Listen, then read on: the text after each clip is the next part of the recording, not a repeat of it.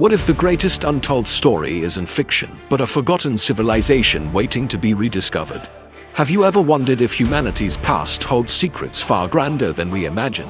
Hey everyone, and welcome back to the Nightforge. Join us as we journey to the heart of the Atlantis enigma, exploring the tantalizing clues that continue to fuel one of history's most enduring mysteries. For over 2,000 years, the tale of Atlantis has captivated explorers, historians, and dreamers alike. A magnificent island civilization, blessed with untold riches and advanced knowledge, that vanished beneath the waves in a single day and night of misfortune. The story comes to us from the ancient Greek philosopher Plato, who described it in his dialogues Timaeus and Critias. He painted a picture of a utopian society, a concentric city of alternating land and water, ruled by wise kings descended from the sea god Poseidon himself. But was this a true account, a historical record passed down through generations? Or was it a philosophical allegory, a cautionary tale about the dangers of pride and imperial ambition? This is the central question that has driven the search for Atlantis for centuries. Plato's account is tantalizingly specific. He places Atlantis beyond the Pillars of Hercules, which we now know as the Strait of Gibraltar. He describes a vast island, larger than Libya and Asia combined, with a powerful navy that sought to conquer the lands around the Mediterranean. He details its incredible engineering, its temples covered in precious metals, and its tragic downfall brought about by divine punishment for its moral decay and hubris. The level of detail makes it feel so real, so plausible, that it's hard to dismiss it as mere fiction. Many have taken Plato at his word, launching expeditions across the globe, from the Caribbean to the North Sea, all hoping to find the physical remnants of this lost paradise. But here's where the mystery deepens. Despite centuries of searching, not a single, undisputed piece of physical evidence for Atlantis has ever been found. No sunken temples, no ancient artifacts bearing its name. This has led most mainstream historians and archaeologists to a different conclusion. Atlantis was never a real place. They argue that Plato, a master storyteller and philosopher, invented Atlantis as a literary device. It was a perfect foil for his ideal vision of ancient Athens, a story to illustrate his political and ethical ideas. In this view, Atlantis represents a society that becomes corrupted by wealth and power, a powerful warning to his contemporaries and to all future generations. The story becomes a powerful lesson. When a society loses its virtue and gives in to greed, it invites its own destruction. Think about it, it's a theme we see repeated throughout history and even in our own modern world. The idea that no matter how advanced or powerful a civilization becomes, it is not immune to collapse if it loses its moral compass. So, Plato might not have been writing history, but he was certainly delivering a timeless truth about human nature. It's a narrative that forces us to look inward, to question the foundations of our own societies. Yet, the search for a real historical Atlantis hasn't stopped. And one of the most compelling theories doesn't look to a mythical island in the Atlantic, but to a very real and powerful civilization that existed in the Mediterranean. The Minoans flourishing on the island of Crete and the surrounding Aegean islands during the Bronze Age. The Minoans were a remarkable people. They built magnificent palaces like the one at Knossos, created stunning art, and developed a sophisticated maritime trading network that dominated the region. They were, in many ways, the superpower of their time.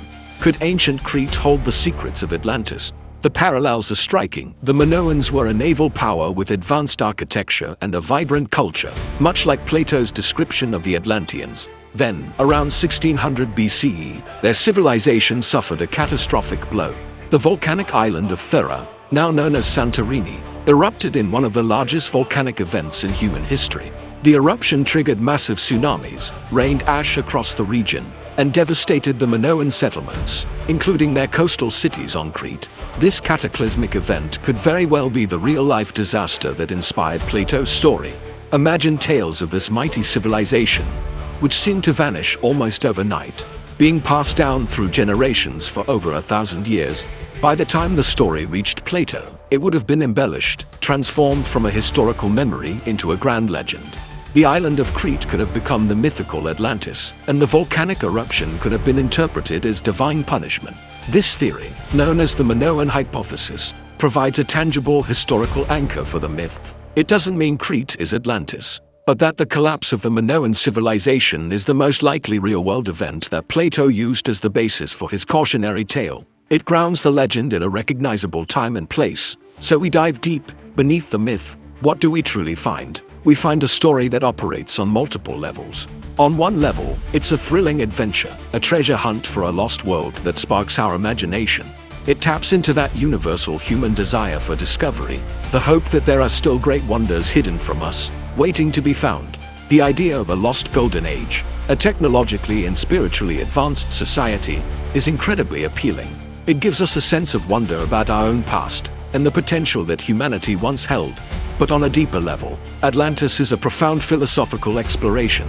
It is a mirror reflecting our own anxieties about civilization, progress, and our place in the universe. Plato's story is a brilliant examination of hubris, the dangerous pride that comes with great power and success. The Atlanteans, in their perfection, grew arrogant. They believed they were invincible and sought to impose their will upon the world. And for that, they were brought down. This wasn't just a story for the ancient Greeks. It's a story for us, right now. Think about our modern world, our incredible technological advancements, our global reach, and the immense power we wield over the planet. Are we not, in some ways, like the Atlanteans? The story of Atlantis serves as a timeless reminder to remain humble, to be wary of our own ambition, and to consider the ethical implications of our power. It asks us to question whether our pursuit of wealth and dominance will lead to our greatness or our downfall. The echoes of this forgotten civilization, whether real or imagined, challenge us to build a society based not just on power, but on wisdom and virtue. Ultimately, the search for Atlantis may not be about finding a sunken city. Perhaps the real treasure isn't gold or lost technology, but the wisdom embedded in the story itself. The legend of Atlantis persists not because we have found it, but because we need it. It's a story that encapsulates our greatest hopes and our deepest fears about what it means to be human and what it means to build a civilization. Whether it's a faded memory of the Minoans or a brilliant invention of Plato's mind, Atlantis symbolizes the eternal struggle between greatness and self-destruction. The evidence we have suggests Atlantis is most likely a symbol of human hubris, a powerful myth rather than a historical reality. But its power to inspire, to warn, and to make us dream is very, very real.